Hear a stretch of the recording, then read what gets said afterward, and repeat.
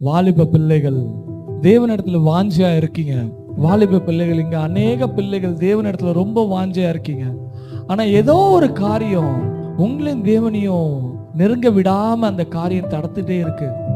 நான் சொல்லட்டும், என் அன்பு சகோதரனே சகோதரியே, வாலிப பிள்ளையே, அந்த ஒரு காரியம்தான் உன்னோட வாழ்க்கையில ஆசீர்வாதத்தை பெற்றுக்கொள்ளாதபடி, அந்த ஒரு காரியம்தான் தேவனுக்கு உனக்கும் உள்ள ஒரு உறவை இன்னும் அதிகரிக்காதபடி, அந்த ஒரு காரியம் மாத்திரம்தான் உன்னை எல்லா விதமான துக்கமான காரியத்திற்கு நேராய் கடந்து போக செய்கிறது.